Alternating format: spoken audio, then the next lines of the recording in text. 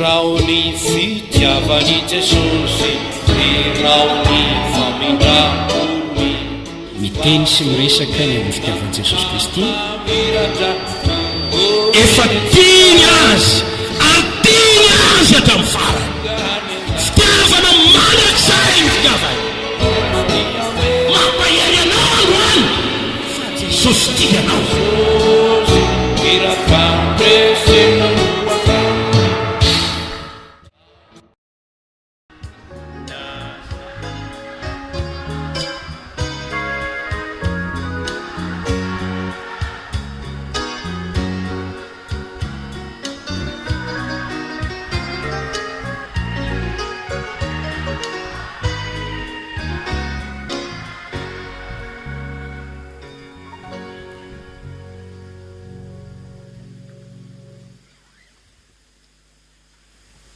manakoria dia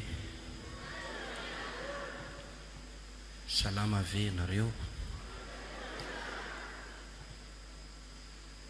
isorana ny tompo ny tahiry antsika ho amin'ny fahavelomana tratry ty andro androany ty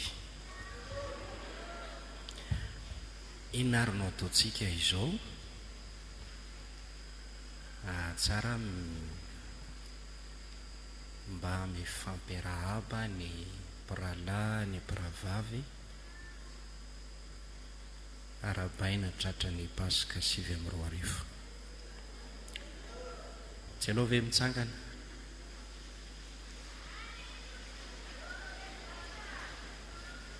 arabao ny eo akaikinao tratra ny pasika 7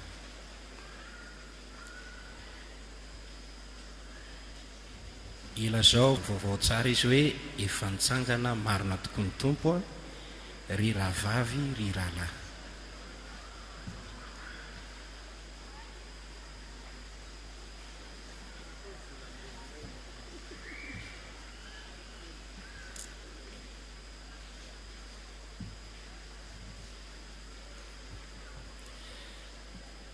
alleluia ampianarin'Andriamanitra hifankaty isika aiza moa ny toerana tokony ampianaran'Andriamanitra antsika izany fampiarana ny didina petrany fa didy vaovao no meko anareo mba hifankatiavanareo hoy ny boky ny mpaminany andeha ankatrany hatramin'i Jehovah isika ho any amin'ny tranon'Andriamanitra Jakoba any no ampianarany antsika ny lalàny ny fitsipiny ny didiny misy angamba tsy fantatro fa toa manafotoana ny sasatsasany ny manetsika anareo mba hanao toy ny teo mako hifanantona ny mpiravavy hifanantona ny mpiralahy mifampiarahaba hoy ireo olona tsy dia masina be loatra angamba fahalalako azy hoe atao tahaka ny kerimesy ho atran'Andriamanitra tsy topoko mifampiarahaba ny mpiravavy avereny re mandeha arabaina ianao tratra ny pasika 7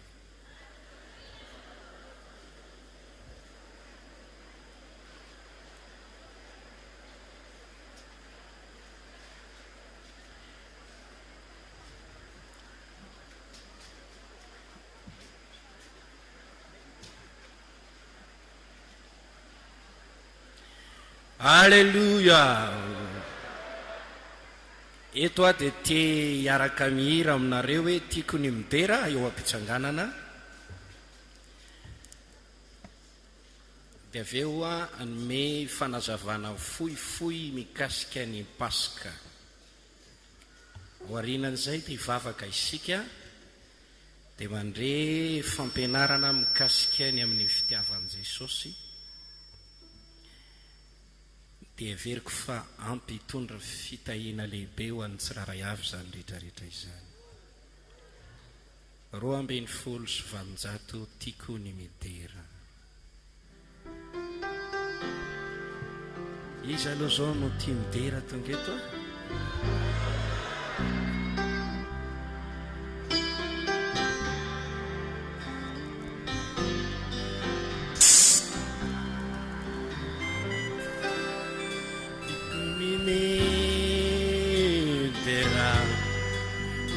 ilay panjaka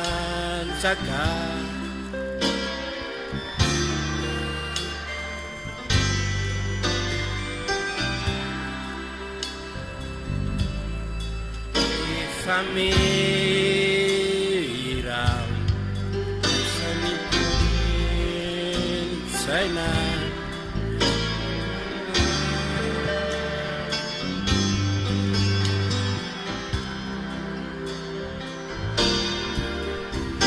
Veniatsapan ilay tungku manatikang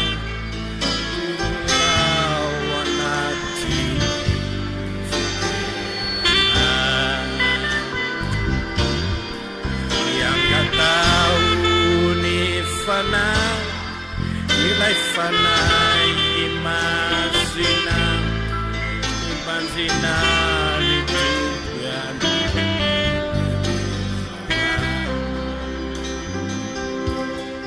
sa cikuni tera siasina feta famandrake zay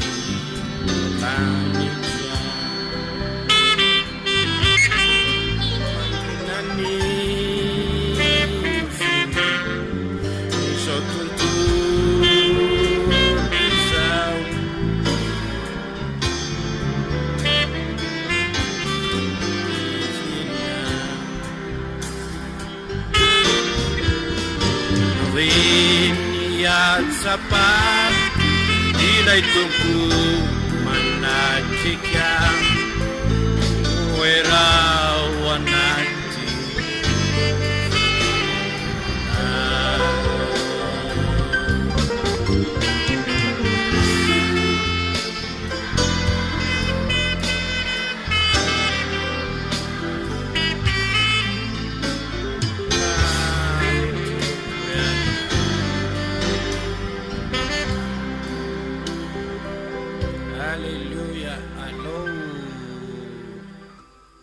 alefatsika maka mandeha aloha no zava-maneno aloha alao izy ianao andininy anankiray sisa nandininy avy vao manomboka eo amin'ny andininy voalohany isika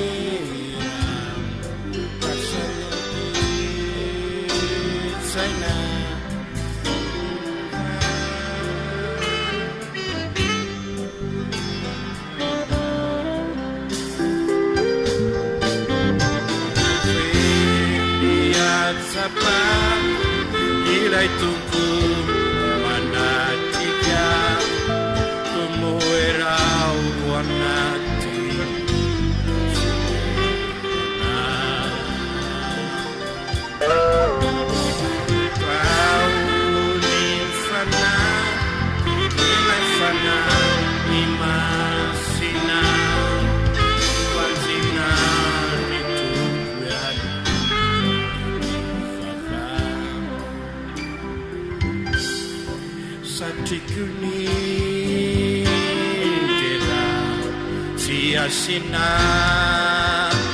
fetra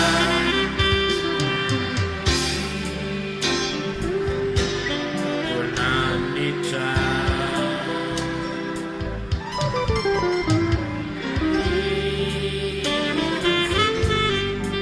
izao tontolo zany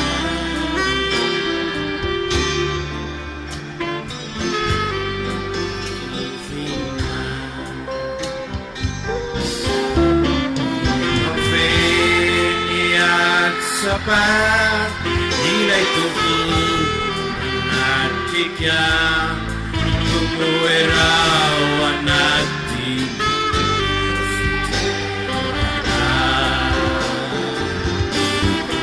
iangatao ny fanahy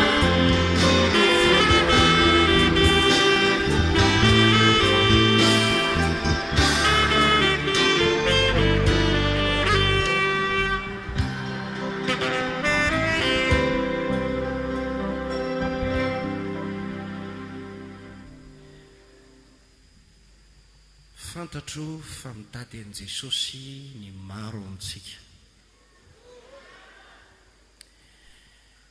Maro koa ny te hitombo amin'ny fahalalana azy.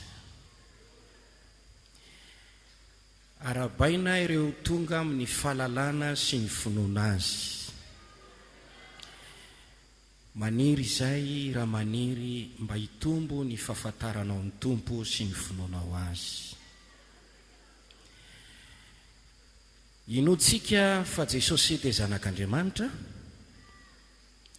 inoantsika fa izy no mpamonjy atsika, inoantsika ny zava-dehibe izay nataony ho antsika dia nanolorany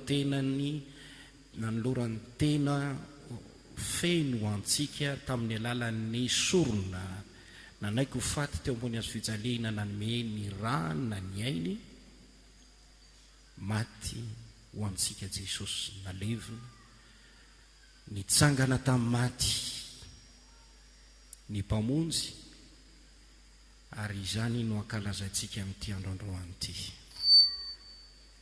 Izy no miteny hoe izaho ilay efa maty nefa velona indray ary tsy ho faty mandrakizay, velona mandrakizay.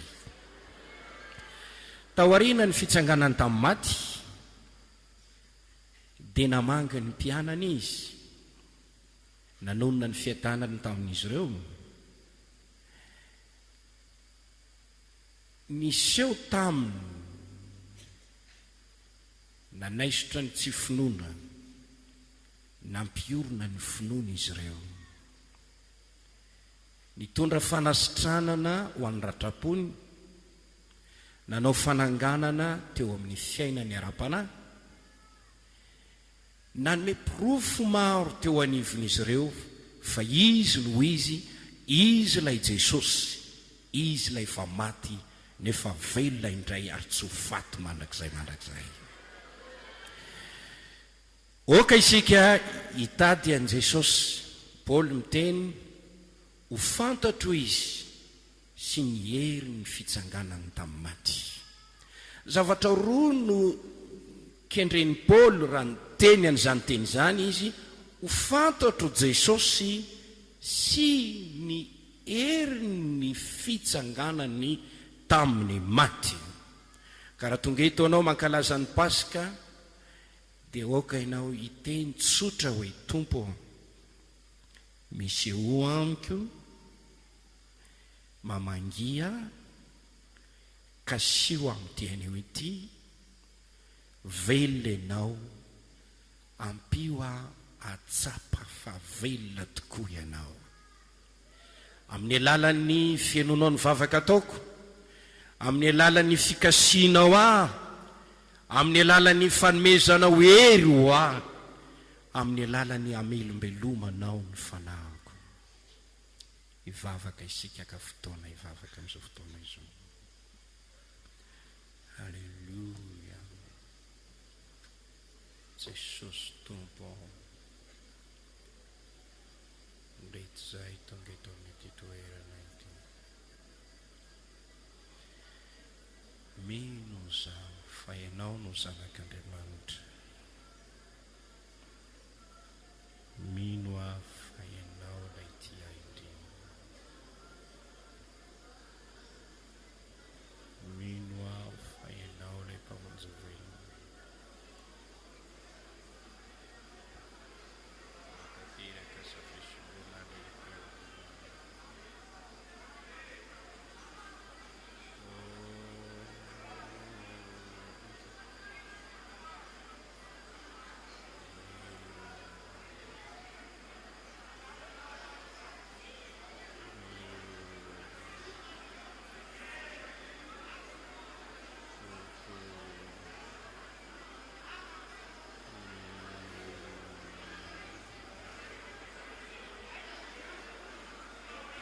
Mila ny fisianana, mila ny famanginana, ampitomboy ny fahafantarana ianao sy ny hevitra onjeo izay amin'ny fanavana, tsy mamela ny teninao tsy amin'ny vavolombelona.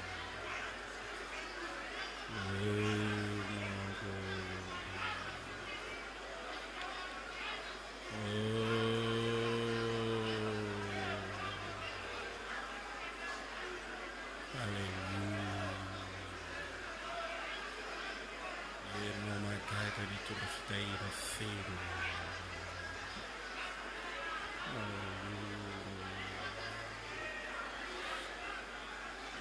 Alleluia. Alleluia.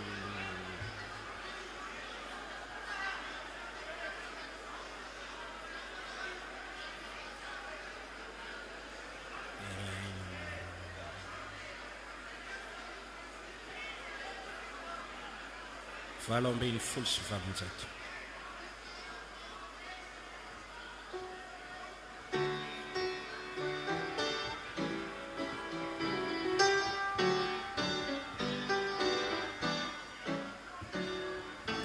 Pamonjy vonjeo izahay amin'ny fanenenay, mierinao no andresenay mifakatanay ety.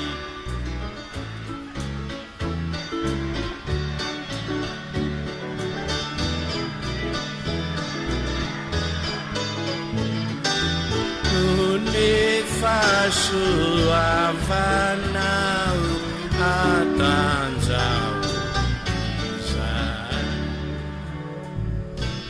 ampitondrany zokanao akatony teninao, ianatra alemefana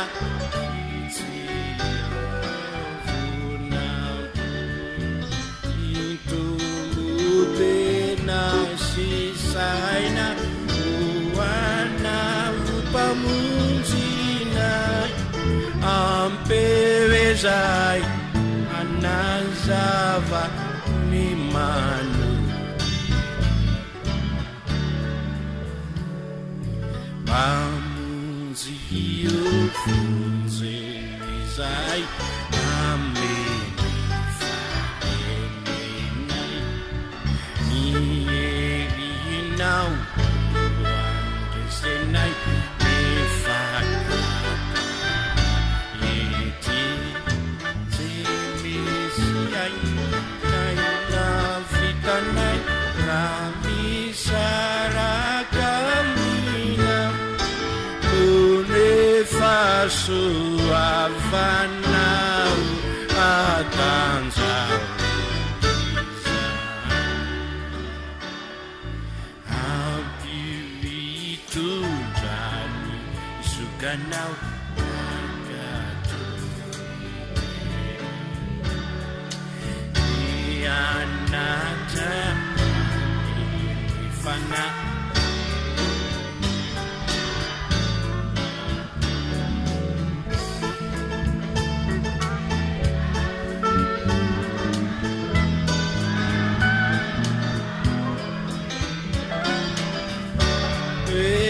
zay anazava ny mano. Halleluja.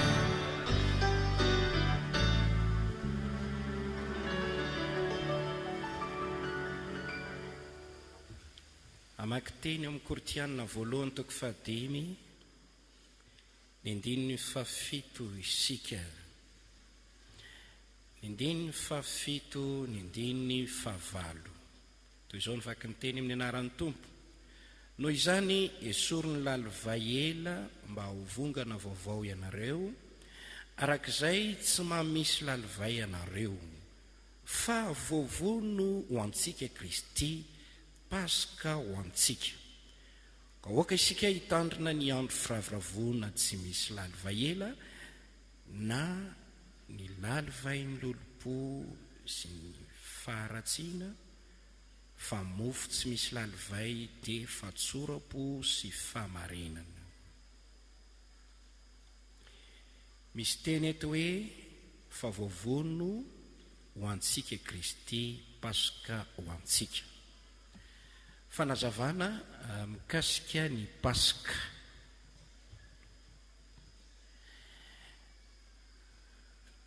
Androany moa dia alahadin'ny Paska, rapitso alatsinain'ny Paska.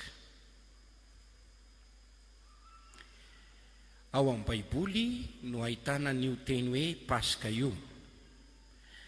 Testamenta taloha, testamenta vaovao, dia samy miresaka avokoa momba ny Paska. Fa izao no fanamariana. Ny Paska teo amin'ny tantarany zanak'Israely sy ny Josy. Ny fototry ny tantara dia toy izao manaraka izao. Ny Paska dia fataterahan'ny teny faminaniana na fampanantenana nataon'Andriamanitra tamin'ny Abrahama. Ny taranaky Abrahama andeha hivahiny any amin'ny tany hafa, ary dia andevo any izy ireo, ary aveo dia ho avotan'Andriamanitra, ho averin'Andriamanitra any amin'ny tany indray. Ka ny Paska teo amin'ny Josy zany dia manapirofo ny fatokian'Andriamanitra amin'ny fanatanterahana ny teny izay nampanantenainy. Ny Paska koa dia fierovan'Andriamanitra ny Josy tsy ho faty ny mpandringana. Ny Paska koa dia fotoana lehibe ho an'ny Josy izay nanafan'Andriamanitra azy tamin'ny fanandevozana. Zany rehetrarehetra lazaina izany dia hitanao amin'ny Genesis toko 5:10 ary eo amin'ny Exodosy toko 7 sy ny toko 4 ary ny toko 12. Ny Paska dia fakany zanak'Israely, zanak'ondry tsy misy kilema, ho vonoina mba hahazahoana ny raha ny zanak'ondry sy ny nofony zanak'ondry, ny raha nalaina ka natetina teo amin'ny tolambaravarana ho famantarana fa tena zanak'Andriamanitra, zanak'Israely no mitoetra ato amin'ity trano ity. Ka raha hitan'ny mpandringana izany dia andalo izy, ka tsy andringana. Ny nofony zanak'ondry dia natsatsika ary nohanina, hiantoka ny tanjaka izy ireo sy ny fahasalamany. Ny Paska koa dia finanana mofo tsy misy masirazira. Ny Paska teo amin'ny Josy koa fa izany dia fiomanan'ny olona isaraka tamin'ny Egyptianina andeha ho any amin'ny tany izay ho azony lovany, ary dia nandeha tamin'ny mpinoana sy fankatoavana ny fitondran'Andriamanitra izy ireo tamin'izany. Ny Paska teo amin'ny Josy sy ny firenen'ny Josy hatramin'izany ka mandraka kehitriny dia tonga toy ny fetim-pirenena anankiray natserovan'izy ireo ny fomba namonjen'Andriamanitra azy tamin'ny fahavalony. Ahoana ary ny hevitry ny teny hoe voavony Kristy Paska ho antsika. Na inona fety ara-pivavahana ny ilaina fitandremana araka ny fitsipika ny men'Andriamanitra azy teo amin'ny Jiosy dia ireo atao hoe taranak'i Abrahama araka ny nofo dia aloka avokoa ireny rehetrarehetra reny fa ny tenany dia Kristy.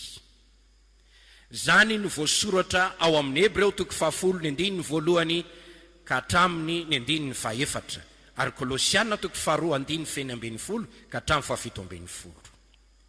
Kristy Paska ho antsika dia izy na nitolotra ho toy ny zanak'Andriamanitra tsy misy kilema naseho teto amin'izao tontolo izao anaisotra ny fahotantsika araka ny filazantsarany Jaona 1:7. Hoy Jaona mpanao batisa hoe indro ny zanak'Andriamanitra izay naseho anaisotra ny fahotan'izao tontolo izao.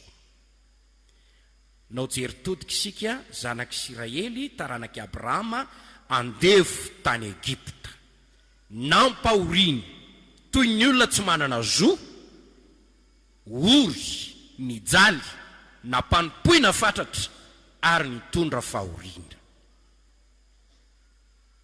Andevo teo amin'izany toerana izany tonga ny fotoana dia nafan'Andriamanitra tamin'ny fanandevozana izy ireo tamina narahana lay fitsipika nentina mitandrina ny Paska, fakana zanak'ondry, fakana ny rany, finanana n'ilay nofon'ny zanak'ondry natsatsika, finanana mofo tsy misy lalivay, ny vononana tamin'ny kapa sy ny akanjo mba handeha amin'ny lalana izay nitondran'Andriamanitra azy. Lay zanak'ondry izay nalain'ny Jiosy dia nalainy tsy nanapidiny ka nanome ra sy nofo. Fa Jesosy Kristy kosa dia nanome ny rany atsitrapo, nanome ny tenany atsitrapo mba ho faty teo ambony hazo fijaliana, anome ny rany ho fanavotana antsika rehetra. Kristy Paska ho antsika dia mirakitra n'izao afatra izao Kristy ny famonjena antsika, ny fanafana antsika dia amin'ny alalan'i Jesosy, ny fanavotana antsika dia ao amin'ny rany. Izy dia nanome ny tenany ary izy dia nanome ny rany sy ny tenany ho antsika. Raha te ho tahina ho afaka amin'ny fanandevozan'ny ota isika, fanandevozan'ny Satana, ho afaka tafasaraka amin'izao tontolo izao dia tsy maintsy mandray amin'ny fankatoavana ny fandraisana ny asa fisoloana nataon'i Kristy. Voavony Kristy Paska ho antsika, zao ny filazantsara. Kristy maty ho antsika araka ny soratra masina, nalevona ary natsangana indray fanamarinana antsika, zay rehetra nandray azy teny mena hery tonga zanak'Andriamanitra dia zay mino ny anarany. Raha manaiky an'i Jesosy tompo amin'ny vavanao ianao, mino amin'ny fonao fa Andriamanitra nangana azy tamin'ny maty dia hovonjena soamarinina ianao. Paska ny andro. Teo amin'ny Jiosy dia nitsarovana foana io fanao io. Rehefa tonga ny andro Paska dia maka zanak'ondry dia alainy zareo saretsaina foana izy ary mandraka tiany androany. Na iza firenena misy azy, raha Jiosy izy, na ny Paris izy, na ny Azia izy, na izy dia ataony foana io fomba mpivavahana io. Fa ho antsika kristianina, indray mandeha Jesosy no niseho teto amin'izao tontolo izao, nanolotra ny tenany ho faty teo amin'ny hazo fijaliana, nanome ny rany, voavony Kristy Paska ho antsika. Ny amin'ny fitandremana dia ilaina mihinana ny nofon'ny zanak'ondry ary mandray ny rany, dia ianao koa tokony handray ny rany Jesosy ianao izao. Andrakotra ny tenanao. Halleluja. Ho afafy aminao. Ary misy pasoavana be deabe ao amin'ny rany Jesosy, famela-keloka, fanamarinana, fanamasinana, fanavotana, fanadiovana, fandresena ny asa ratsy ny devoly. Ary ilaina koa ianao a takanjosy mihinana ny nofo ny zanak'ondry, dia hoy Jesosy ao amin'ny Jaona toko fa enina hoe nofoko ny tena fiainana. Matetika ny kristianina dia manao fampiarana ny izany amin'ny alalan'ny fandraisana ny fanasan'ny tompo, fisotroana ny ranom-boaloboka amin'ny kapoka sy finanana mofo izay novakivakiana. Io a dia fanekemponona hoe ekeko fa maty ny soloeloka Jesosy ho an'ny rany izay nalatsaka, ary za dia mino ny asa fanavotana izay nataony. Raha mandray ianao ka inonao zany dia ho ao aminao foana ny hery mahazanak'Andriamanitra hatramin'ny fotoana ny inonao mandraka androany. Hitsangana isika manao hira anankiray indray eo am-pitsanganana. Dia aveo tsika hivavaka. 2:10 tiako ny hanompo anao.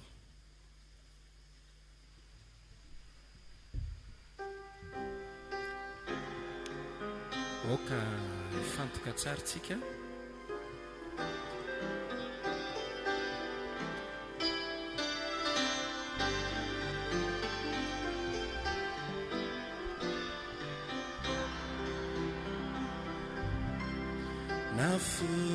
Nafunilai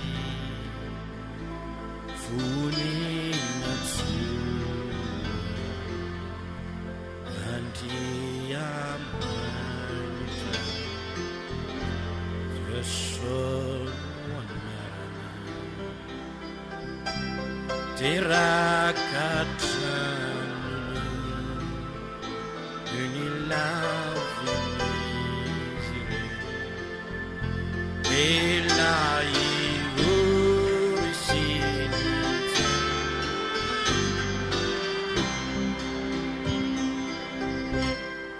tiku yanau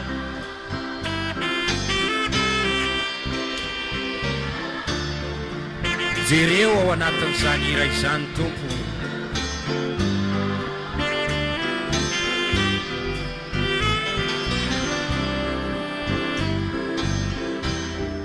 Ilay pamurna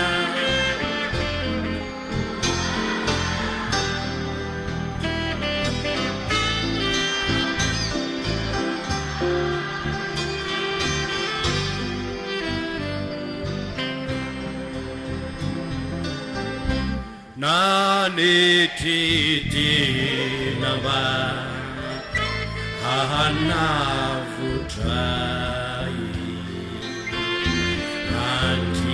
Yamanita Tungavua Sinanatinare Vanisia Nilvigantis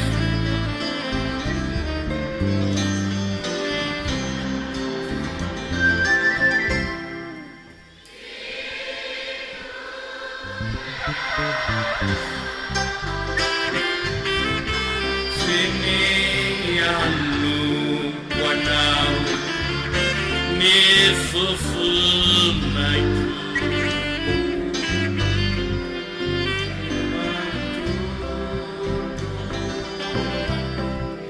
Ilai pamurina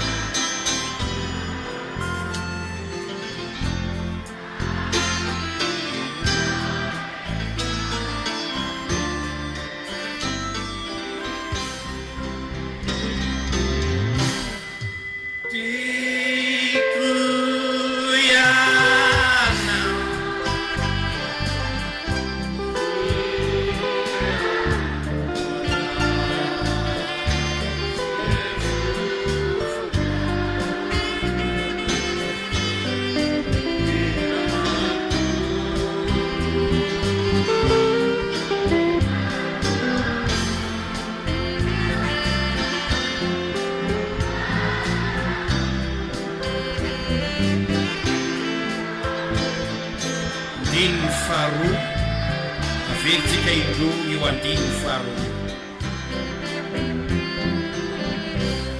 nanetitena anavutrai andiamandi tundavura zinanate vanisia miudiga Yeshua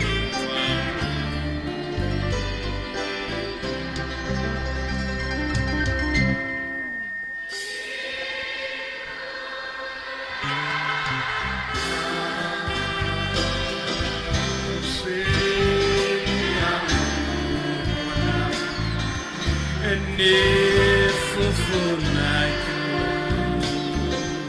nitinamantu nai pamburina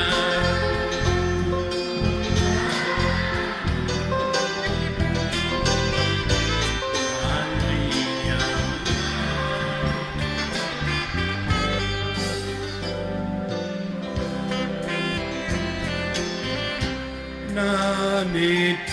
nanetitena mbahana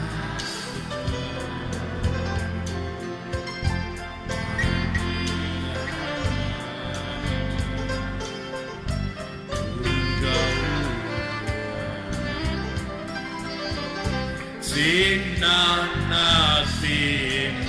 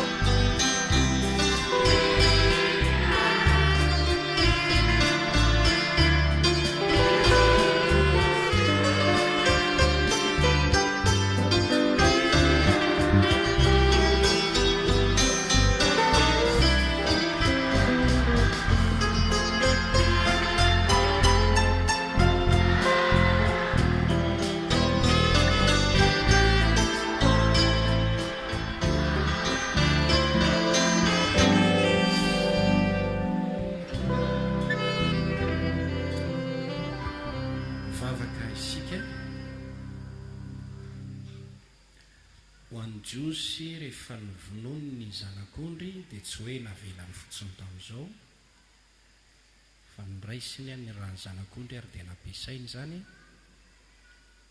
dia nalainy koa ny nofony dia nampiasainy zany voavony Kristy Paska ho antsika tonga eto isika mba hevitra izany zavatra nataon'Andriamanitra izany atsiaro an'izany anamafy ny fanekentsika izany ampiorona ny finoantsika izany anavao ny fanoloran-tenantsika ho amin'ny fankatoavana an'izany mena fotoana ianao hivavahana eo anatrehany tompo vavaka isika izao Jehova Andriamanitra lazanao amin'ny foko manontolo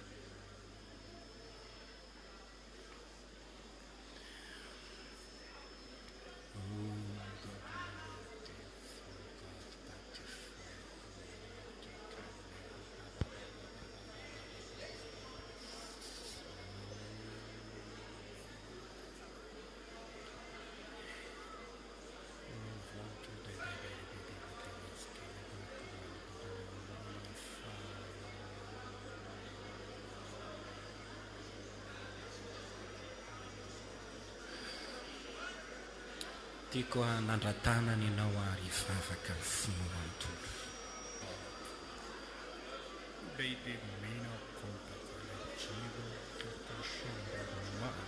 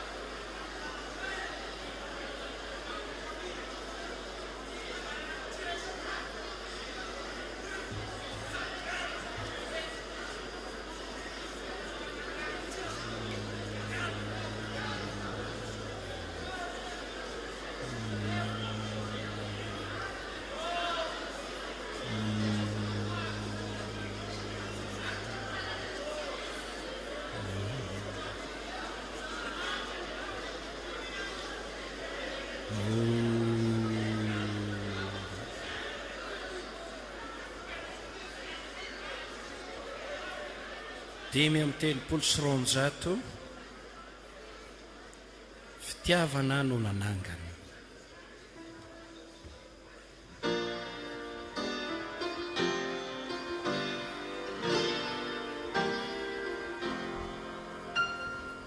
Milentika taminy ho tao fahiny lavitray ny fiadanana milentika tsina ho hitraintsony ataoko ankirany fitiavany maharina fitiavana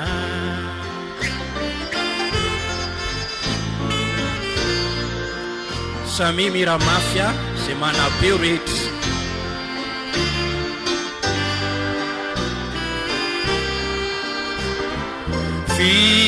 fitiavana nana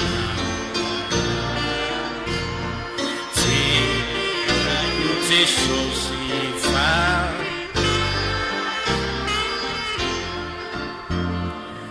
atoloto azy fotomalotolo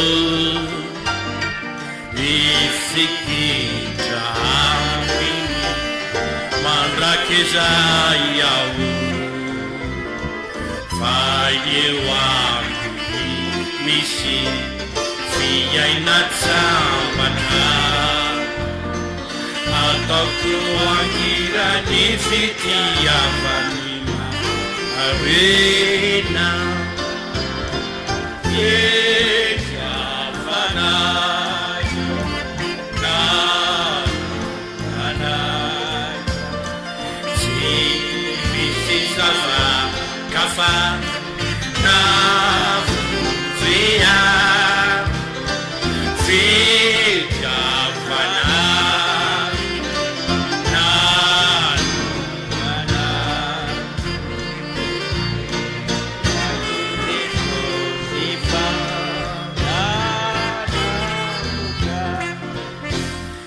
refanayambavalo zatsireo Jesosy fa anangana amo tsy tanterakana akovotsiany onja maekana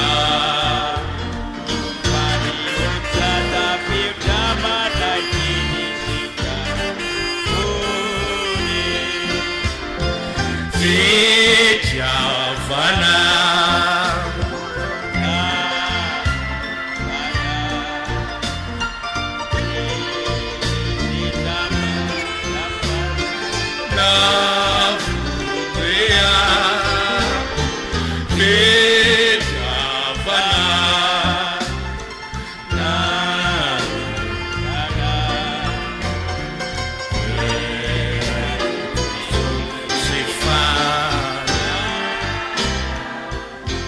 Averitsika ity iray ity a.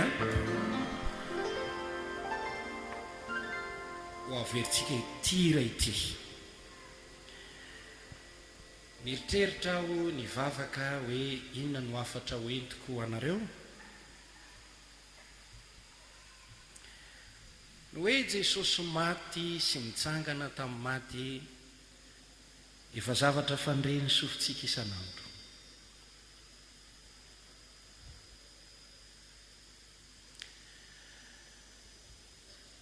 Raha lazainy izany a dia fanamafisana zay fanambara mba mporenana ny finoana sy ny faharesen-dahatra fa ny fahafatesan'i Jesosy dia tena zava-nisy tamin'ny fotoanandro ary ny fitsanganany tamin'ny maty dia tena zava-nisy tamin'ny fotoanandro. Jesosy tsy maty intsony, mitoetra eo amin'ny fahavelomana, satria Andriamanitra tsy Andriamanitra ny maty fa Andriamanitra ny velona. Jesosy raha nandihy fahafatesana dia ambara amin'ny Baiboly fa nanandrana. Izy rery no nanandrana fahafatesana. Nandalo tao anatin'ny pasazy fotoana foy izy, fa tsy nitoetra ao amin'ny fahafatesana.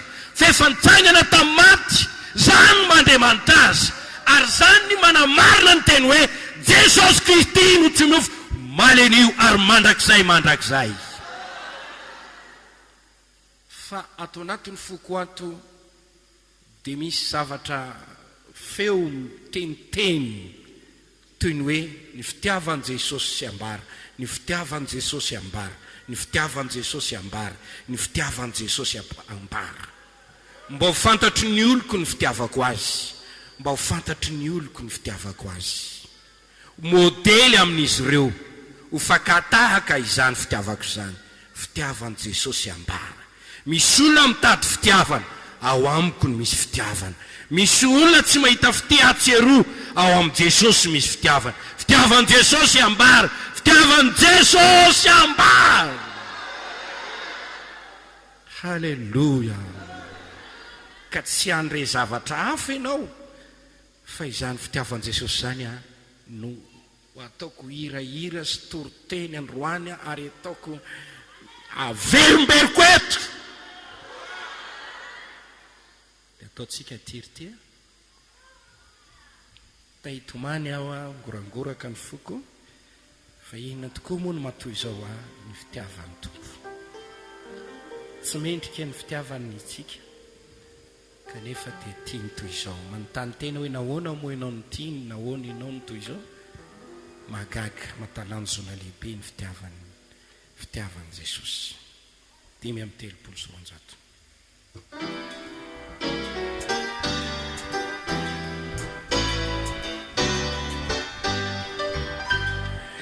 Nilentika tamini kaufalele avitrai muru nifiadanana nilentika tsina uitaensuni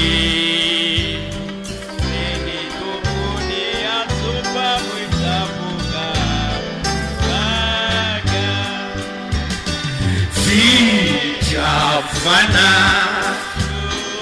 na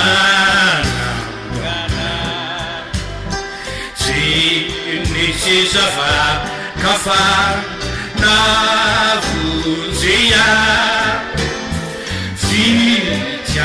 vana na direi cu Jesus ne fa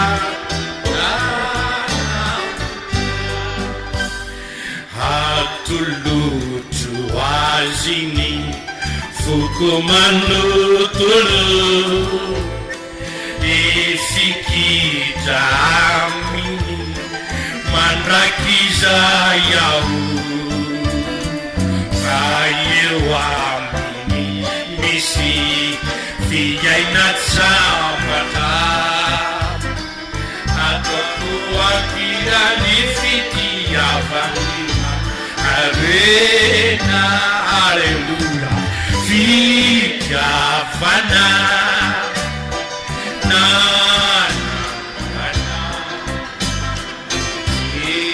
misy zavanafa navondrea fitiavana nanangana raiko Jesus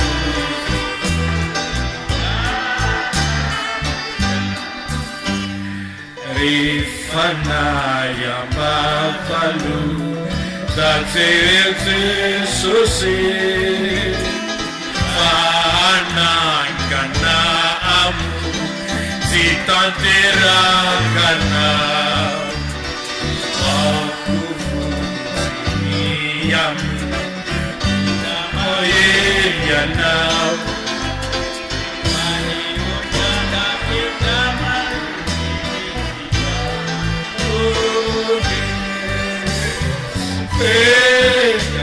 Fana nanangana si nisizava kafa na mujia vya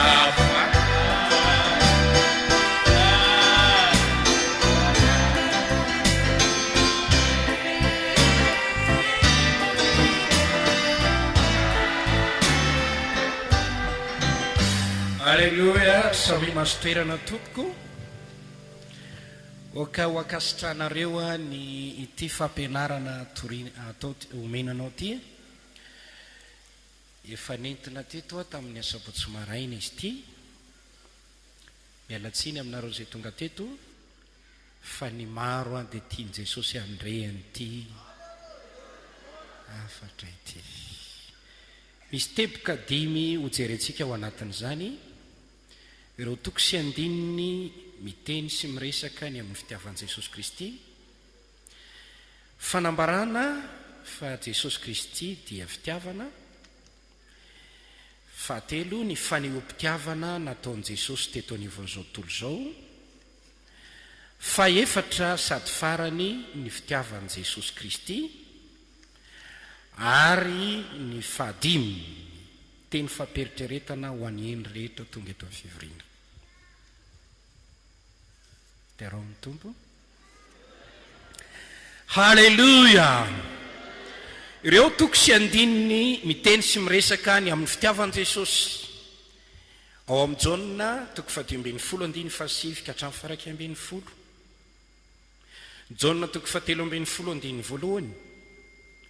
ny 9:4 ka hatramin'ny 5:30 Koritiana faharoa toko 5:4 Galatiana toko 2:20 Efesiana toko 7:7 Efesiana toko 5:12 ny 9:20 ny 9:7 ny 9:30 Jaona voalohany toko 4:7 fanambarana toko voalohany 9:5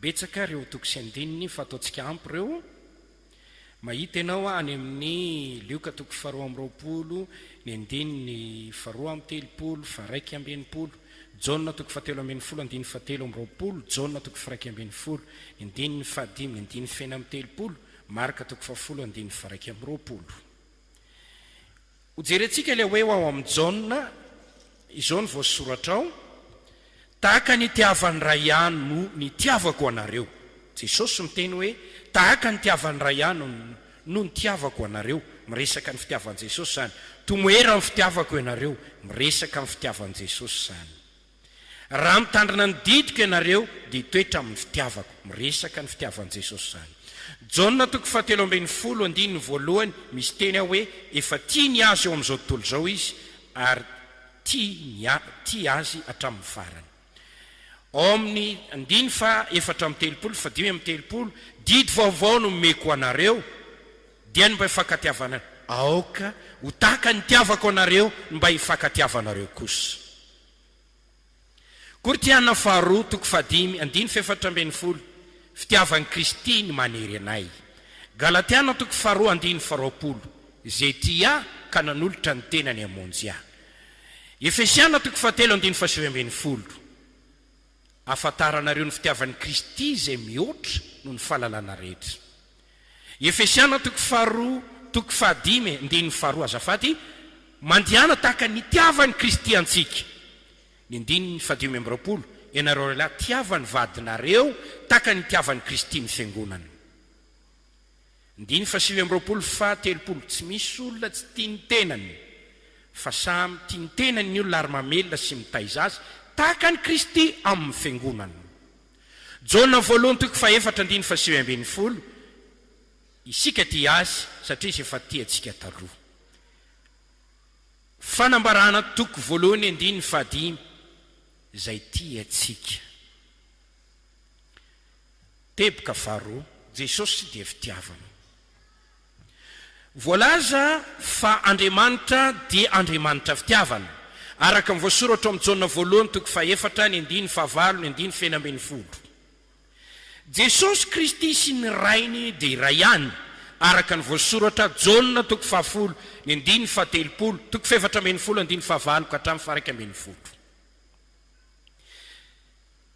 Ny Baiboly dia milaza fa Jesosy Kristy no tenin'Andriamanitra tonga nofo. Zany hoe Jesosy Kristy no teniny fitiavana tonga nofo. Jesosy Kristy dia fitiavana. Misy fitiavana ao aminy. Manan-karena amin'ny fitiavana izy. Misy fiainana mahafinaritra ao amin'i Jesosy ary zany fiainana mahafinaritra zany dia fiainana misy fitiavana. Aseho ny testamenta vaovao fa Jesosy Kristy dia fitiavana. Paul mamerina Galatiana 2:20 zay tia ao i Paul. Romana 9:7 manoatra noho ny mpandresisika amin'ny alalan'ilay tia antsika ho i Paul. Efesiana 2:5 mandiana fitiavana tahaka ny tiavan'i Kristy antsika. Jona no miteny Jona 1:4 isika tia azy satria izy efa tia antsika taloha. Jona ihany no miteny fanambarana 2:5 lay tia antsika. Jesosy dia fitiavana. Niseho zany teo amin'ny fisehoany teto amin'izao tontolo izao. Ny tenenany hoe za dia malemy fanahy, za tsy miavonam-po.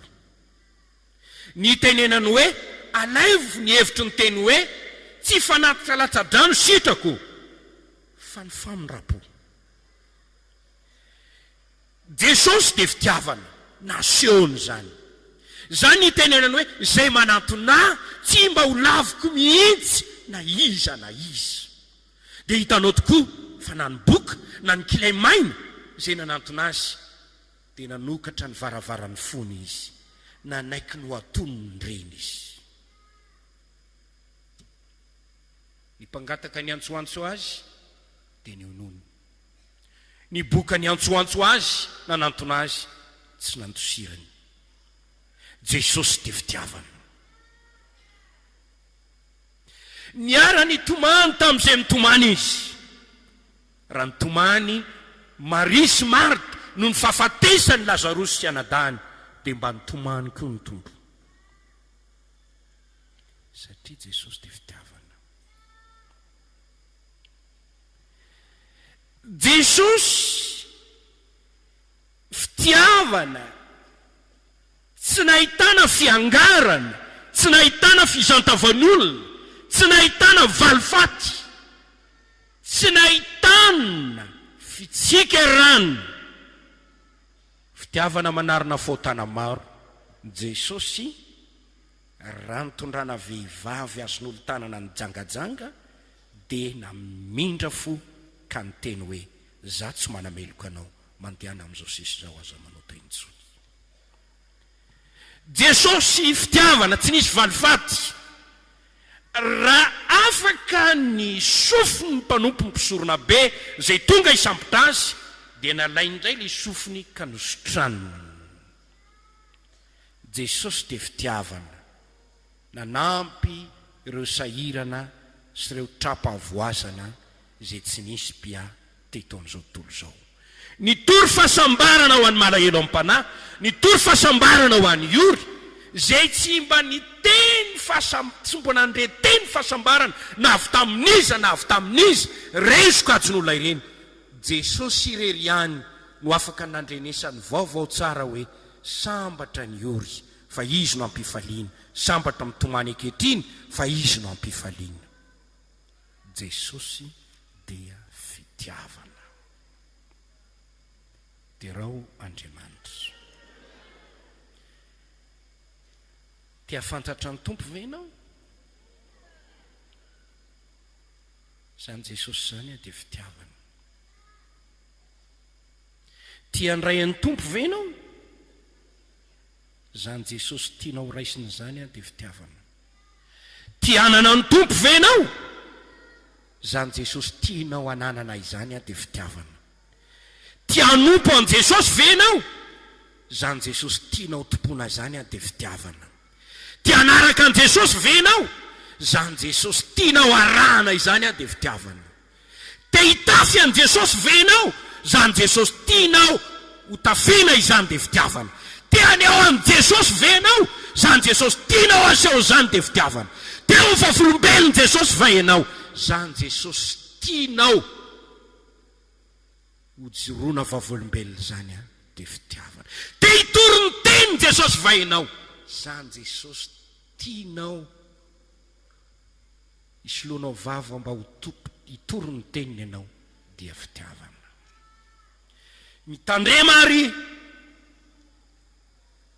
mba tsy hanao zavatra isarahana amin'ny Jesosy ianao.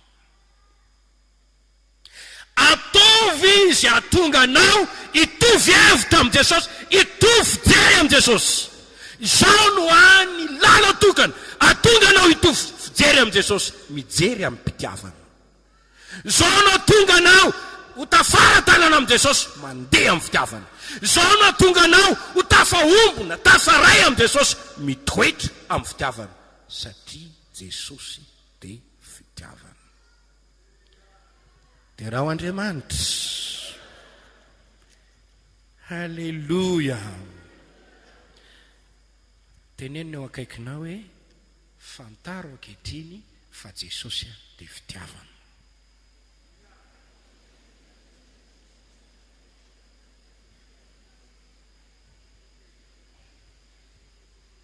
Halleluia. Jesosy tsy loza be.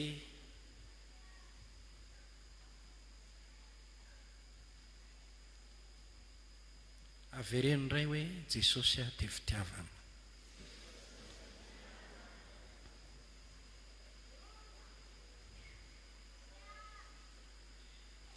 Dia raha Andriamanitra any amin'izany. Teboka fahatelo.